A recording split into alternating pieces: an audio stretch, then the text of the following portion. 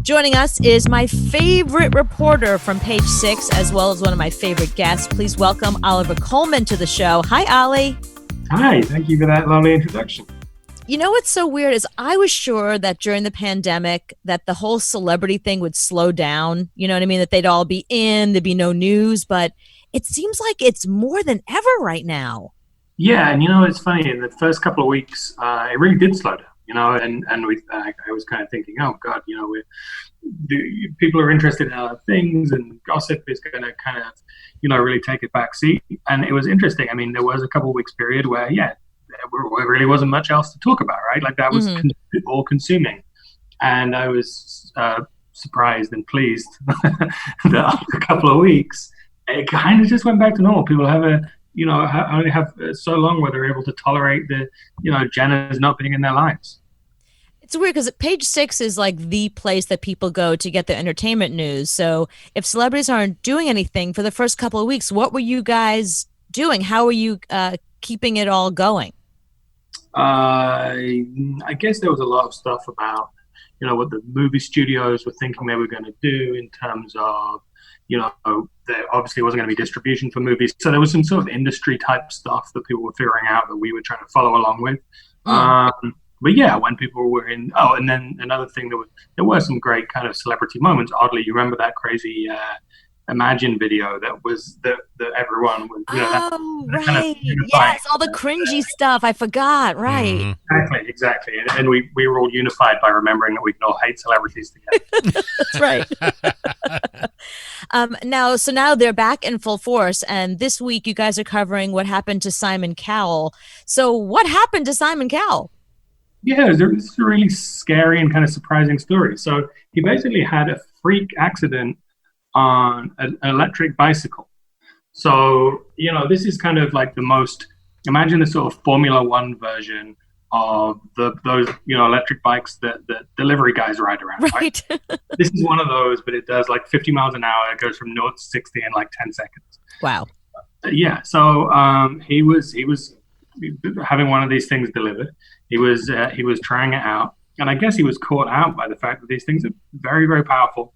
And he changed into this is all Page Six is reporting, but he changed into a lower gear and pulled the accelerator, and this thing just flipped him over, landed right in his back, broke his back in several places. I mean, this is just in like a little courtyard outside his house. This isn't a racetrack or something.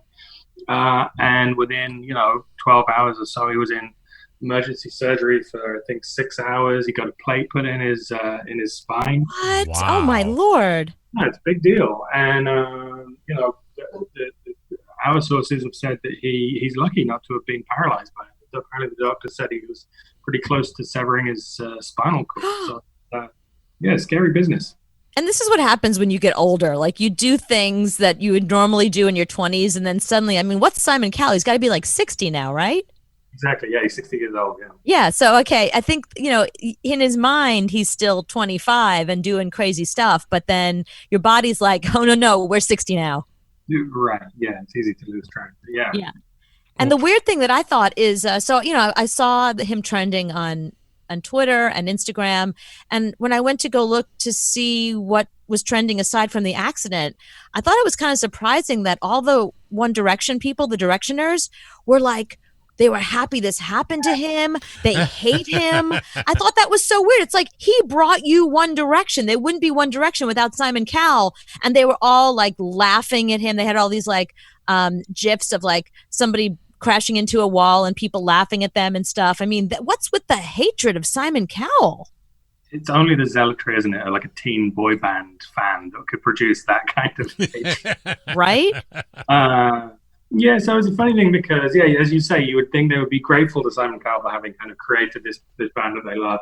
I think the deal is that basically, so that band comes from, the X Factor, the British version of American Idol or whatever, right? Mm-hmm. And famously, the people who win those contracts get shoved into these terrible, terrible deals because the record company holds all the cards, right? They're like, look, you won this competition, you can't go anywhere else. And then, part of the point of those shows is that you get these bands that you then funnel into record contracts, right? So they have these they go into these terrible, very controlling contracts, and that's just par for the course for those guys. It's kind of what you sign up for when you go on the show. And their fans are very resentful of that and feel that they're being unfairly treated by Simon. So we're speaking with Ali Coleman from Page Six, and one of the reasons why I wanted you here is because I have to figure out what's going on with Kanye West. I can't figure out if this is all publicity to promote his new album Donda, or if he's realized that his fans have kind of like stepped away from him a little. Maybe he needs to do something more outrageous, or if he truly is interested in running for president. Like, what do you make of all this, and what's the latest on him? I don't know, but if you figure that out, Cooper, I think you should tell Kanye West, because I think that he has no idea either. I think it changes, hour to hour, whatever he's going through emotionally. But yeah, I mean, he's already achieved something pretty remarkable, right? Like he's created something genuinely strange, even within the context of 2020 and 2020 politics. So he put out his sort of campaign platform today, which was it. So to back up a little bit, he'd kind of been saying that he was going to run for president, and eventually on July 4th, I think it was, he really said, I'm going to do this. He had a sort of bizarre campaign rally where he had this strange and very unsettling rant about how he had tried to convince Kim Kardashian to abort their first child, and right. It was all, she did not know that this was going to happen in advance, and it caused some fairly serious, problems for them, as it would if your husband just randomly brought that up in a bizarre campaign rally. So, and since then he kind of retreated to Wyoming. It's their ranch in Wyoming. It's been very, very strange to watch. Kim Kardashian basically said, listen, the guy's having he said that he has bipolar disorder. She basically said he's having a bipolar episode. This is what all this is about. Please be respectful, all that kind of stuff. So yeah, today's latest thing was that he released this campaign platform, and one of the most shocking things about it is some of it kind of makes some sense. It's kind of an interesting. Really? Yeah, I think so. I mean, he's clearly, look, for whatever else Kanye is, he's not a stupid man. He's a smart guy. And he clearly has interesting thoughts about things. I think they get all tangled up with some weird stuff sometimes, but he's a thoughtful, contemplative guy, and it's interesting because some of the platform is kind of very, very conservative stuff, like bringing prayer back into schools. But then he also has this stuff that's really sounds kind of radical left in a way. He talks about making air and water quality a priority of national security. I mean, that's kind of that's pretty sophisticated stuff, I think. But they're just statements. He doesn't say how he's going to do it. Just the way that when he had that rally, it was like he didn't really talk about anything but himself. It's like, how is this a political campaign if all you're talking about is your life and your father? And that's great. How do you feel about the economy? What's your plan for healthcare? Like, how are you going to do it? I feel like, this late in the game, and then the birthday party. I mean, come on, that's the party he's running under. This whole thing kind of feels like a joke. It kind of feels like, I know there's a lot of people that are saying that the Trump campaign put him up to this to take votes away from Biden, but that's so insulting. The fact that black people would vote for him just because he's black is like, it's like, that makes me cringe to think about. Sure, I entirely agree. And I mean, I don't think it's a joke. I really don't think it's a joke. I think he thinks he means it, but as you say, I don't think he's taken that next step to, all right, well, how am I going to do this? What does this really mean? Why don't I run for, some state senate or something first? Or, he doesn't want to get to that real, nitty gritty. Maybe he thinks that somebody else is going to figure that out for him. I don't know. So we're talking with Oliver Coleman. Right now you're in London? I'm in the UK, yeah. I'm about a couple hours north of London. Okay. I have to know about the UK because I've never been there. Is there just Top Gear and Downton Abbey? Is that the only two things on TV? No, that's really insulting and offensive. There's also... Thank you. I told him that. Great British Bake Off, so there's three. The Great British Bake Off. We almost forgot about that one, of course. Okay, so there's 3 shows to just keep replaying over and over and over again. And that's how we choose the prime minister now. Whoever wins, they're in power. We're speaking with Ali Coleman from Page Six. So the thing about Kanye West, sorry, I got to get back to this because I'm just so fascinated by it. I had a whole chapter in my book about Kim Kardashian, and now I'm mad because I just saw that you had this just amazing piece in Page Six that I don't know how I didn't include this in my book, but you basically gave the Kim Kardashian sex tape an oral history, which is such a good pun. I love that. But it's like Kim Kardashian from the beginning until now. So I'm here's my 2 questions for you as a fellow Kim Kardashian expert. Why do you think she didn't know about Kanye West running? Like, what do you make of that relationship? And do you really believe that criminal justice reform is something that she's serious about? The first part, I think that she probably did know that he was going to launch this campaign. I think that she was probably as bewildered by what that was actually going to mean as anybody else. And I think that she's in a genuinely difficult situation because I think that she probably thinks that isn't a very good thing for him personally or professionally to do.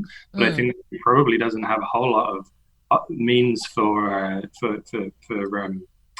influencing that a great deal. He wants to do it. He's an adult, all that kind of stuff. And they seem to have tried, recourse in terms of, psychiatric holds and that kind of thing. In the past. So there's only so many things you can do. And the second part of the question, I'm sorry, remind me what the second part of the question was. I'm just kind of curious if you think that Kim Kardashian is genuine about criminal justice reform, if that's something that she truly cares about, and that because it doesn't go with her whole brand, but yet she seems passionate about it. So what do you think that's about? I think she's genuinely interested in it. I think probably you reached a point, where you spent the last, 10, 15 years making increasingly vapid reality television, and you realize that you have a platform and something to say, and you can use it for something. And don't forget, of course, her father was a very well respected lawyer. She certainly respects him very highly, and I suspect that she probably thinks that that would make him proud and make sense of the whole thing to someone like her father, Robert Kardashian. Why would you do this thing? Right. I agree with him. His own namesake went and made socks. It's like somebody in the family has to carry on the family tradition. And, part of my theory is that she feels a little bit guilty that her father got O.J. Simpson off, and she feels that she wants to right the wrongs of the world of justice. But Ali, I don't know if this is a scoop for you because I can't really reveal my source, but I have a friend in the entertainment industry, very, very high up, who suggested to me that the reason why she's interested in criminal justice reform is because she is having a sexual relationship with Van Jones, who is like her partner in all of this, who divorced his wife last year. So that's the implication. That's what people in Hollywood think. That's amazing. And Van Jones certainly was very closely involved in the particular campaign that she was involved in. But I haven't heard the same, but I'll check it out. I don't think this is true. But by the way, let me just say that I do not think this is true. I think this is just people that don't like her and can't imagine that she could be so vapid and then do something so helpful for the world. I think to me, I call her the future of celebrity activism. I think that she doesn't have a dog in that fight. She kind of reminds me of like Jon Stewart when he stood up for the 9/11 commission, to help the 9/11 victims get their money. Like that, he had nothing to do with that. That didn't help him in any way. He wasn't trying to improve his brand. He truly saw a wrong that needed righting, and I think that's what she's doing here. But I guess people that are not fans of hers think that this has something to do with her alleged relationship with Van Jones. Interesting. It's kind of sad that you would have to go that far out of your way to come up with an explanation about why, a woman who is clearly a smart woman would have something to do with that. Ollie Coleman, thank you so much for coming on the show. I always love talking to you. You're always so interesting and fascinating, and I love that you always have a great angle on things. I always learn more about my favorite subject, which is celebrity. Oh, that's very kind, and I always love doing it.